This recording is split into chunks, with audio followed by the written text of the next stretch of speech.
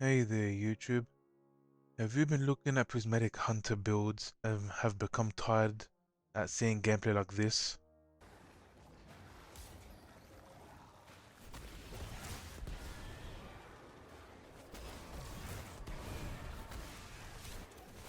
Well, in this video I'm gonna go through a few examples that I've cooked up myself, and I'll give some examples of what else you can use in the build if you don't have some aspects.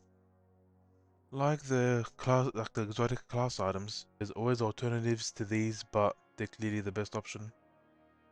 So the build that I'm gonna be running for the most part until I find better class items is gonna be a build with Winter Shroud and Gunpowder Gamble.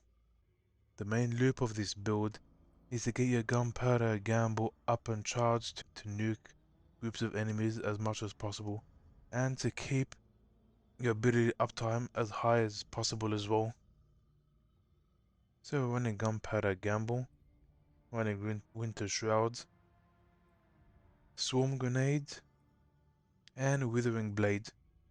I'll go over why I'm running Swarm Grenade in a little bit when I go over my gear, because there's a neat little interaction that'll help out Gunpowder Gamble, but I'm forced to running Swarm Grenade and I can't run Grapple like I normally would've. But the super that I'm going for is Shadow Shot Deadfall, mainly because it's the highest debuff in the game. Everything around it would be basically unable to fight back at you and take more damage. So it's good for debuffing bigger targets while you use your weapons to do most of the damage. Or weapons and abilities. And also for one of the fragments that I'm running as well. The fragments that I am running with this build, Facet of Hope to get my class ability up faster than it normally would.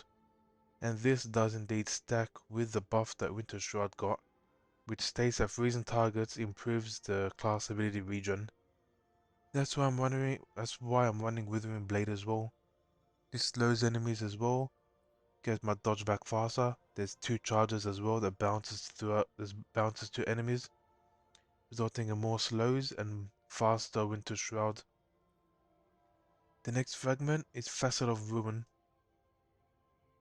mainly because I am running both of the shurikens and I'm running Winter Shroud. And not only that, I'm pretty positive Gunpowder Gamble also counts as an ignition, as it can stun unstoppable champions all on its own. And this also pairs perfectly when you go Prismatic with Hunter with your Hailfire Spike grenade.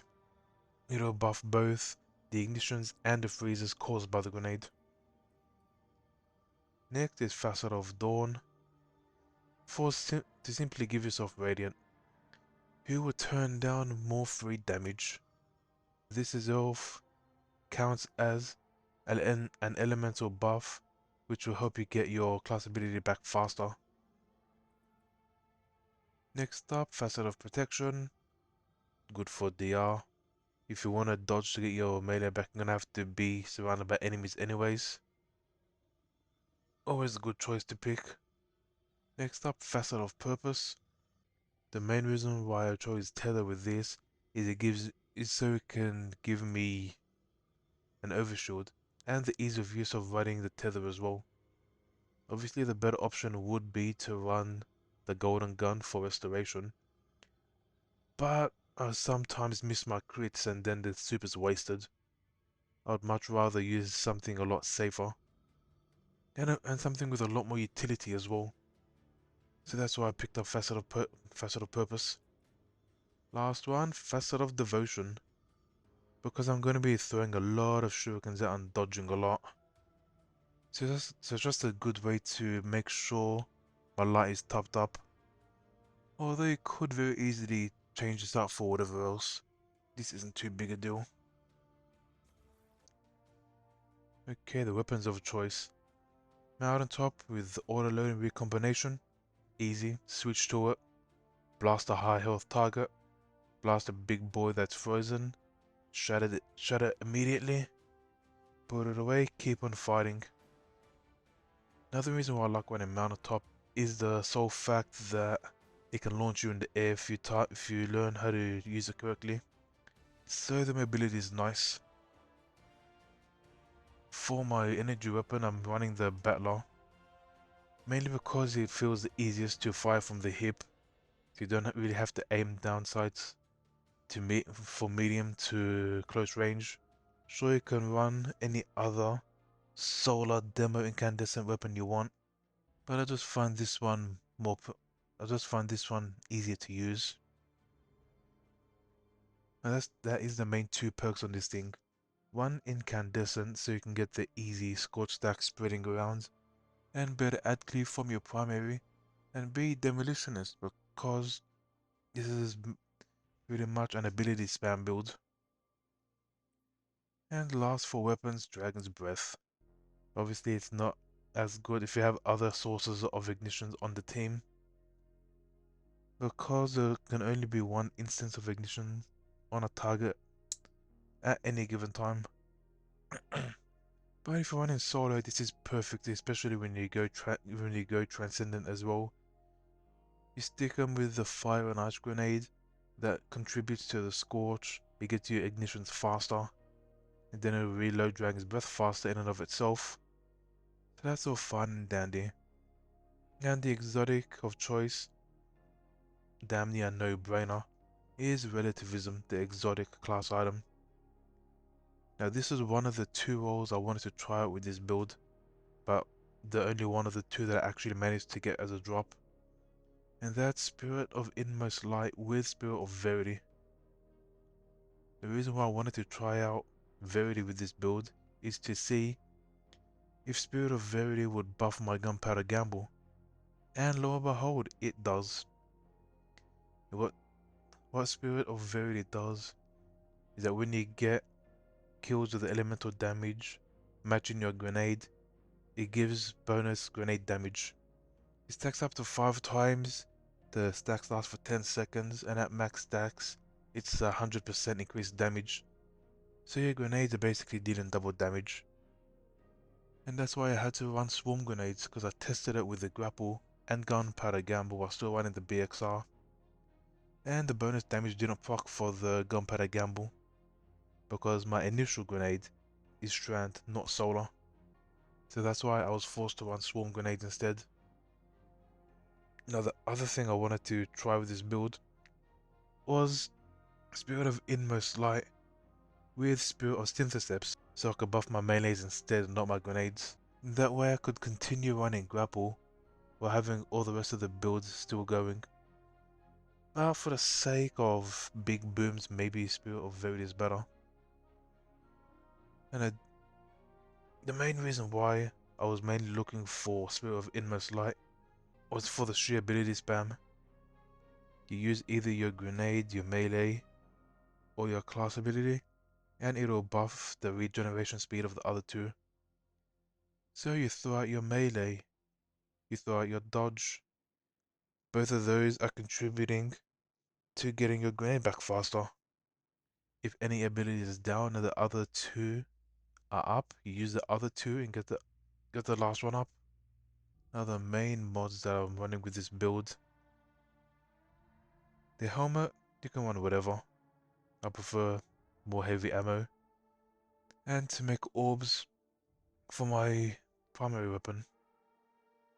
For the gloves, the important ones is definitely firepower, heavy-handed, and impact induction. Impact induction for the grenade regen when you throw out your powered melee. And any kills you get with the powered melee drops an orb of power.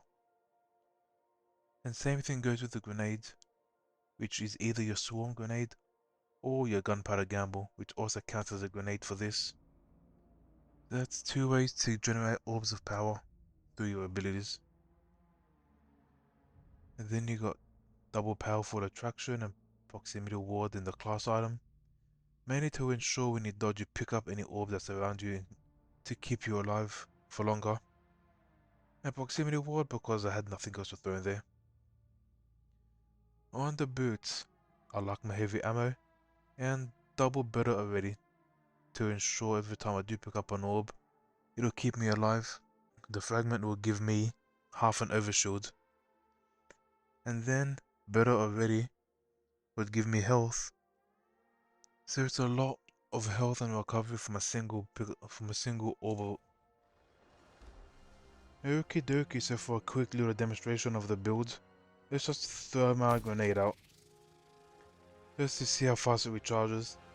Now the funny little thing about the shuriken is that when you throw one and hit multiple enemies, it basically acts as if you've thrown out multiple melees.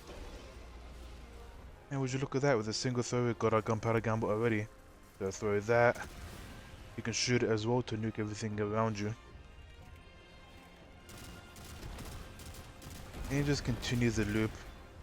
You throw out whatever you have. Dodge, ensure your survival. Ability.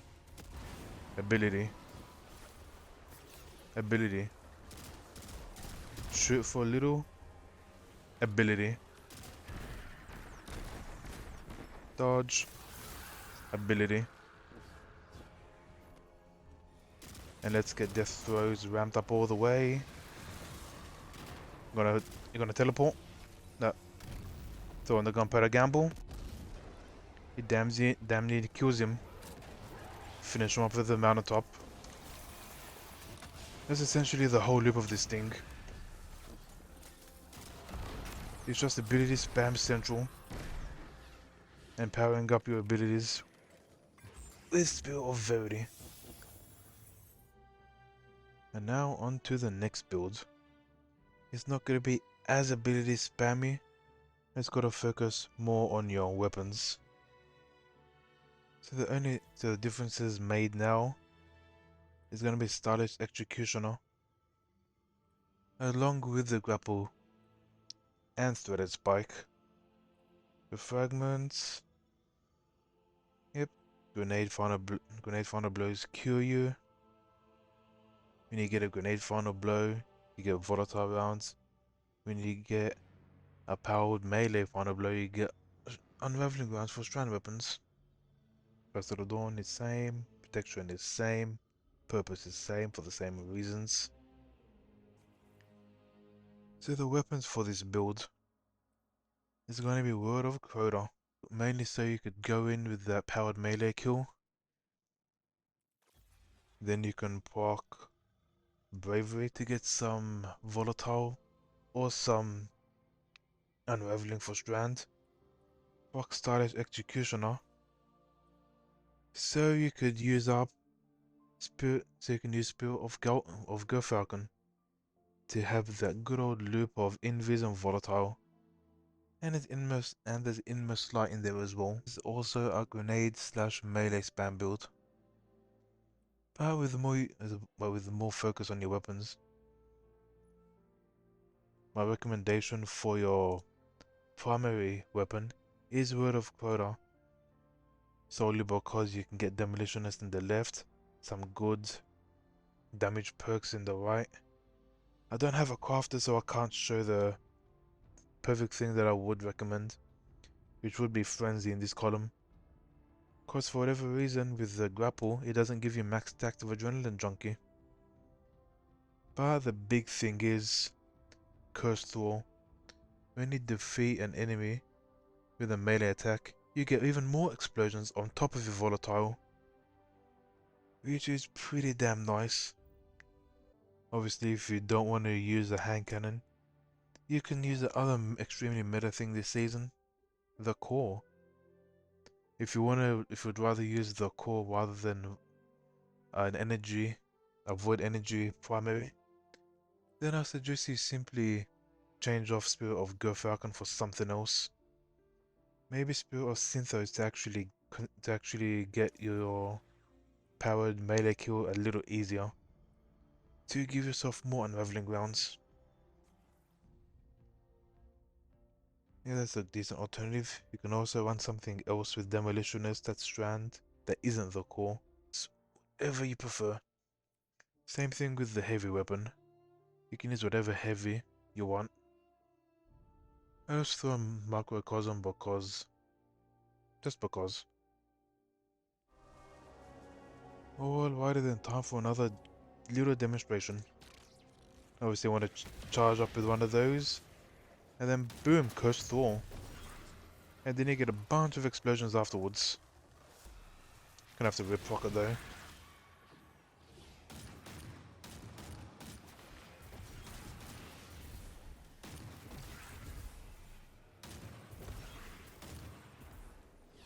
Many explosions. Just from a single shot of your hand cannon.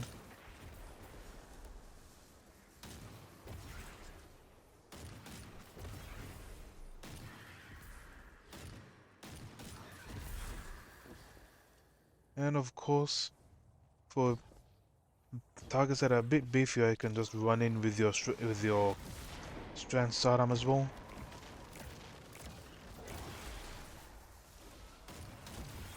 And then you can just continue the loop.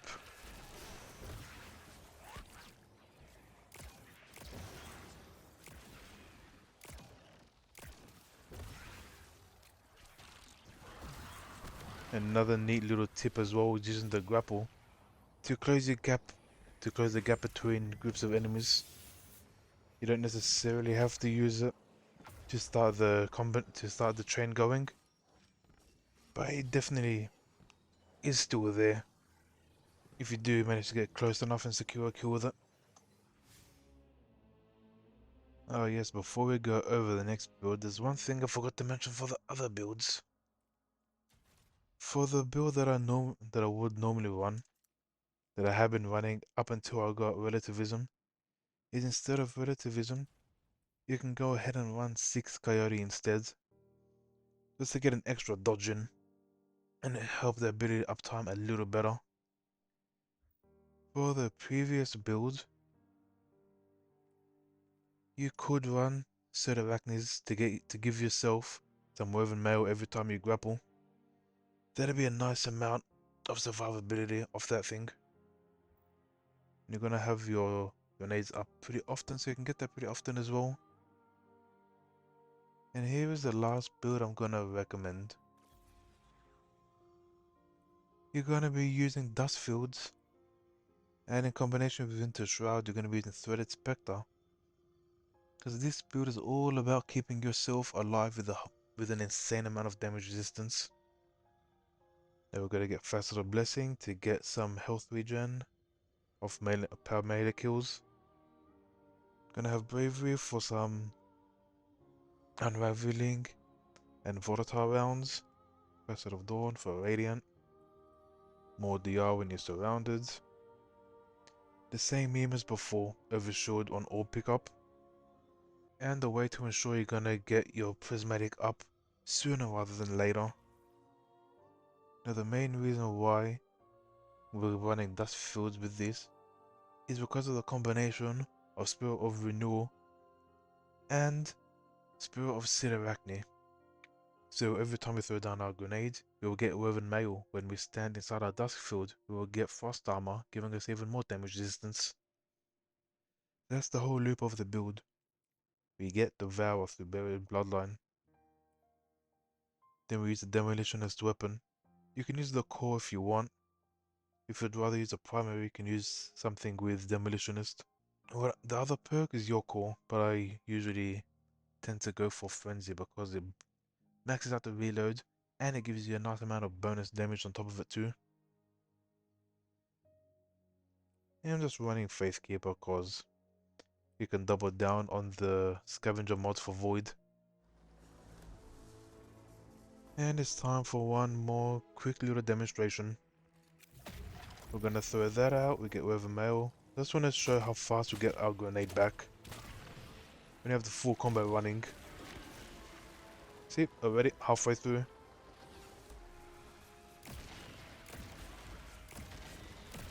And just like that, another grenades.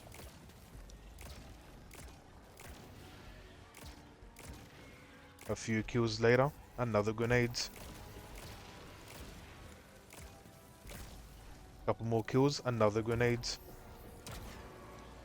And even when you're running a weapon that doesn't have Demolitionist, you're gonna be getting your grenade back, but not as fast. but still fast enough. I've got to let these guys spawn up a little bit. Gonna try and take a decent amount of damage. You know what? Good enough. And now we show the insane amount of damage resistance it'll give us. And anything that comes close will simply get frozen. So yeah, this build isn't exactly about insane amount of ad clear or insane single target damage. It's more about keeping yourself alive and keeping enemies distracted and away from you. But of course these combinations are only possible. No, damn it, that button. But these combinations are only possible if you have the exotic class item with the right role. If you don't have this exact role, you could run Renewal Grasp, but at that point you might as well change over to Stasis and fully commit into running the Renewal Grasps instead of sticking on Prismatic. Because yeah, Stasis did get quite a few buffs this season. And I would have added more builds to the list had I gotten a class item with Spirit of Caliban with Syntheseps. Because I was thinking of trying to make a Threaded Spike build or a Withering Blade build, just to throw out as much powered melees as possible, get a lot of ignitions going off, and then I'd probably want Monte Carlo to top up my ability energy whenever possible. But I haven't been lucky enough to get that yet, so that build is just a thought for the time being, up until I actually get that role. Well, hopefully you find fun in any one of these builds if you do decide to run it. And yeah, if I think of any other builds, I'll probably make more videos on it sometime later. Well, have fun killing.